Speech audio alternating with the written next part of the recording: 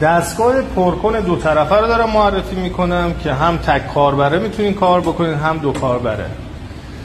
این دستگاه داره اینورتره به خاطر سرعت تنظیمیش و مغز متفکرش که همون PLCه و میتونه جک‌ها رو کنترل بکنه.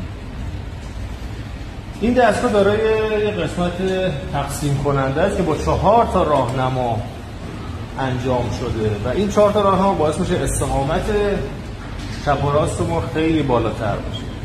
قسمت جک پرسمون هم همینطور دارای راهنما هست و به علاوه جک که این باعث میشه استقامت این قسمت بالا بره.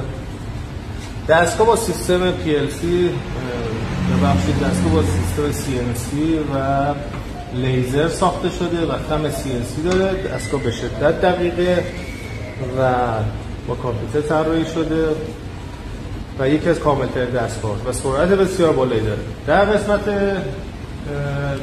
شلنگا و سیمامون انرژی گاید داریم برای اینکه شلنگاتون هیچ وقت از بین نره، از انرژی گاید استفاده شده. دارای 5 تا چرخه که 3 تاش قفل شده و 2 تاش ساده است.